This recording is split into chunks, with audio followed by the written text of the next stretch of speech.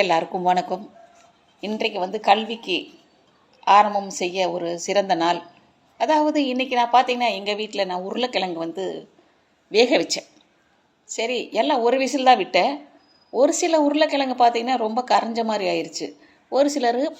ஒரு சிலதெல்லாம் பார்த்திங்கன்னா கரெக்டாக வெந்திருக்குது. ஒரு சிலது வேகவே இல்லை, அந்த மாதிரி இருந்துச்சு. அதாவது உருளைக்கிழங்குலேயே இவ்வளவு விதம் இருக்கும்போது மனுஷங்க ஒவ்வொருத்தரும் எவ்வளோ விதமாக இருப்பாங்க, ஒவ்வொரு மாணவன் எப்படி இருப்பாங்க, இதெல்லாம் யோசனை பண்ணி பார்க்கும்போது நான் நினச்சேன், ஒரு நல்ல ஆசிரியர், நல்ல ஆசான் அப்படிங்கிறவங்க எப்படி இருப்பாங்கன்னா, ஒவ்வொரு குழந்தையுடைய குணத்தை புரிஞ்சுட்டு அவங்களுக்கு தகுந்த மாதிரி நாங்கள் அவங்கள எப்படியாவது வாழ்க்கையிலேயே தேர்ச்சி பெறணும், பரீட்சையில் பாஸ் பண்ணணும் அப்படின்னு தான் நாங்கள் நினைப்போம். வர்றாங்க நிறைய பேர், பலவிதமான மக்கள் வர்றாங்க. அவங்களையே புரிஞ்சுக்கணும். முதல்ல அவங்க என்ன மாதிரி இருக்காங்க, நல்லா டேலண்ட்டாக இருக்காங்களா, இல்லை ஒரு மாதிரி நம்ம மிடிலாக இருக்காங்களா, இல்லை ரொம்ப லோவாக புரிஞ்சுக்கிறாங்களா அப்படின்றது நம்ம புரிஞ்சுக்குவோம். ஒரு வாரம் நம்மகிட்ட டைப்ரைட்டிங் கிளாஸ்க்கு வந்தாலே நம்ம புரிஞ்சுக்குவோம். அதுதான் உண்மை.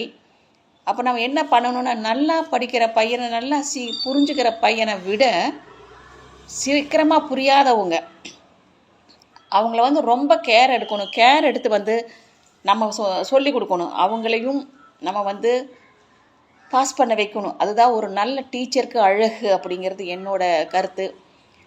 வராங்க, நிறைய பேர் வராங்க. இப்போ டைப்ரைட்டிங் கிளாஸ்க்கு பார்த்தீங்கன்னா அதை வந்துட்டுருக்காங்க. அதில் ஒரு மாற்றம் இல்லை. யாரும் பயப்படாதீங்க, தயவு செஞ்சு. பயம் இருந்தால் வாழ்க்கையில் முன்னுக்கு வர முடியாது. எது வந்தாலும் பார்க்கலாம் அப்படின்னு தைரியமாக இருக்கணும். அதுதான் உண்மை. அதாவது ஒரு ஸ்டூடெண்ட்டு பார்த்தீங்கன்னா ஒரு எக்ஸசைஸ் சொல்லி கொடுத்தா தப்பு தப்பா அடிச்சுட்டே இருந்தேன். அப்புறம் நானும் பக்கத்தில் உட்காந்து ரொம்ப பொறுமையாக சொல்லி கொடுத்தேன். அதே தப்பு தான் திரும்ப திரும்ப பண்ணுறாங்க.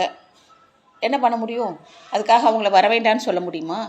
இல்லை நம்மளால் முடியாதுன்னு சொல்ல முடியுமா? ஏன்னா நம்ம நமக்கு அந்த சாமர்த்தியம் இல்லைன்னு அர்த்தம். ஒரு நல்ல டீச்சராக இருக்கிறதுக்கு நமக்கு யோக்கியம் இல்லை, தகுதி இல்லை அப்படின்னு நான் நினச்சிட்டு தினம் உட்காந்து இப்படி தான் பண்ணணும். தினத்துக்கு நான் 10 நிமிஷம் உட்காந்து அடித்து காமிப்பேன். விரலெல்லாம் வச்சு அடித்து காமிச்சிட்டே இருப்பேன். ஆனாலும் திரும்ப அந்த புள்ள அதே தப்பை தான் பண்ணிகிட்டு இருந்துச்சு. எனக்கு என்ன பண்ணுறதுனே புரியாத ஒரு நிலைமை ஆயிடுச்சு.